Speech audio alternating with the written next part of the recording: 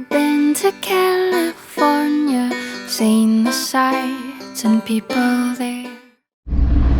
We are crossing the Sagamore Bridge, and I hope it doesn't sag too much more when we go across. Yeah, we gotta get over a lake. Oh no, we don't. We're fine. Thank you for your anticipated instructions and help. Hello there, Peabody here. Once again, it is time to take another revealing peek back into history. What famous date shall I set it to today, Mr. Peabody? We have the Wayback Machine. We are going way back in time, 400 years, to the community of Plymouth. Land of our forefathers. Or mine, anyway. Hi, I'm Michael. And I'm Grace. And we are California Travel Videos, and we are heading off into yesteryear, Grace, and tell us what's going to happen here. Well, today we are going into Plymouth Plantation here in beautiful Plymouth, Massachusetts.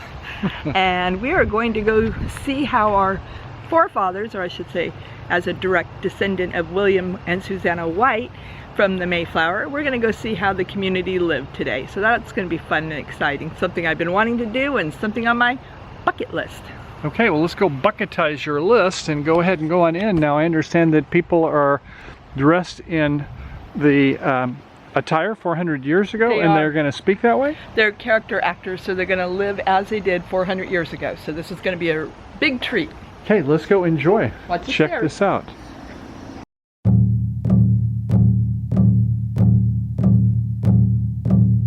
We are entering the Wampanoag home site. I think this is like one of their summer homes here.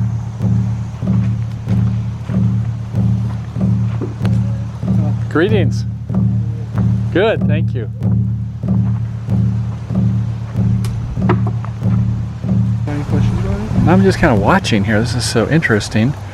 So this is the way you warm up your mud here before packing it? We're not warming it up. We're actually making a canoe right now. Oh, you're going to make a canoe. Okay, gotcha. This is a completely, totally different. I've heard about that, yeah, where they use the coals. You can't have it in there too long. No, Or you burn it 24 hours a day until it's done about for 10 days. okay. One this size. Wow, this is huge. Yeah. It's not that big for the time period, actually. Really? This is a 20-person, 145 feet.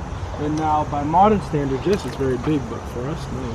Not really, huh? Well, I guess you're taking it out in the ocean? Mm-hmm. Uh-huh. We had ones twice as long, holding up to 40 men, or maybe 40 people! Wow! 20 people. Yeah. Huh! Yeah, that's great for moving your whole tribe or a bunch of cargo, I guess, isn't it? Oh, yes, it is. Most of the time, people ask us, "Well, why do you need one so big?" I tell them, "Well, we're living in villages of a couple thousand people very often. Uh-huh. So, we need a lot of. It's basically like your modern bus or your train, So Yeah. You need to move a lot of people. That's the way to do it. That's the way to do it, yeah. So here's one of the smaller ones, as you can see, the final product. Of course, your power is done by the oars. I love that they've done some engravings on them also here. But there you go. You just keep on adding more fire, and eventually it gets all cleaned out. Take away some of the charcoal as you're burning it down, and before you know it, you're good to go. Can you imagine what it'd be like to launch it once you've got it ready? It'd be quite a celebration. What you cooking? Vegetable soup and Yummy. blueberry tea. Oh, and blueberry tea? Wow, I want to come to your restaurant. Hers is red beans and then mine is skunk, and then the one back there is also skunk.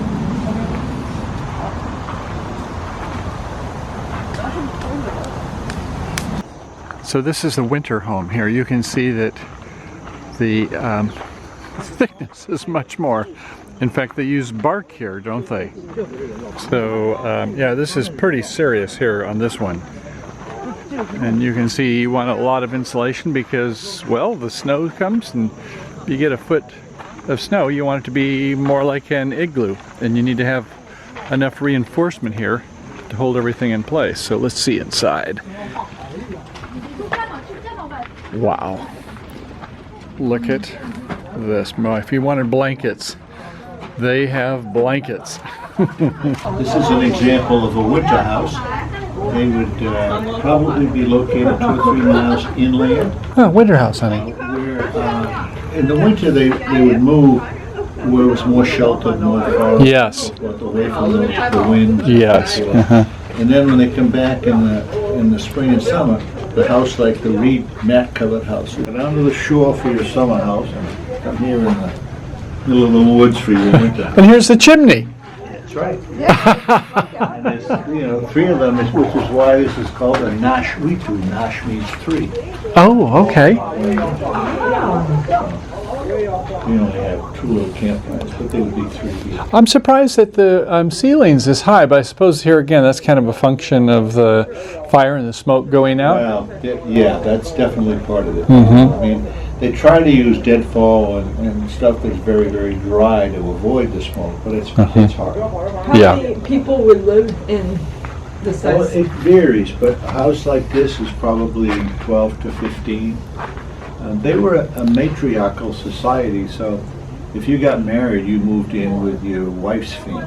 Okay. And she would be with her mother and mother's mother and so forth. Oh, okay. It would kind of vary depending upon how many in your family, how many grandchildren, how many grandparents, that kind of thing. There's records of them being up to 100 feet long, maybe even more. Wow. Seriously, This one is huh? relatively small.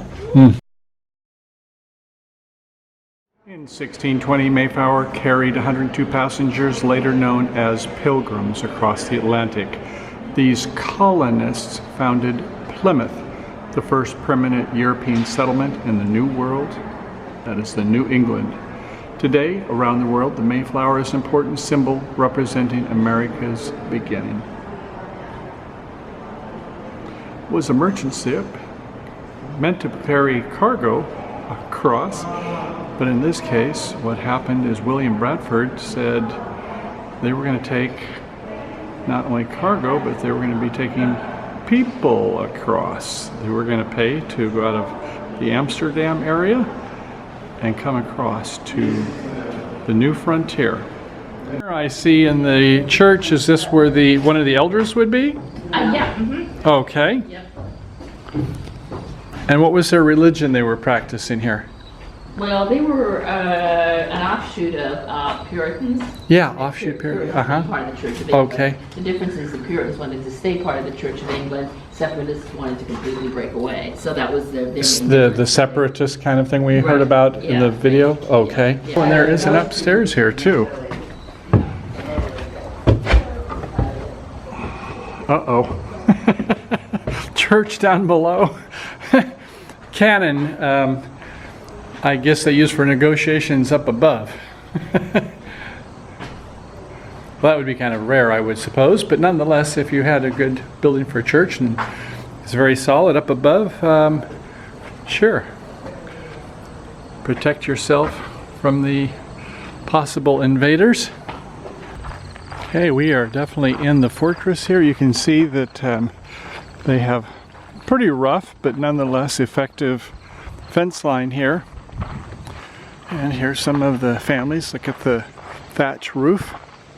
Definitely would keep the rain off of it. The Standish family there. Helps to be a carpenter if you're going to be having to build your own home. Oh, here we are. Winslow. This is, okay. This is really interesting because Sir Edward Winslow married Susanna White because both of their spouses died. So within 6 months they got married. And he became quite famous going back and forth to England. But Susanna stayed here and raised her 2 children from William and then the children that they had created as well. So this is a home of my forefathers. Okay, show us and introduce us to some of your family.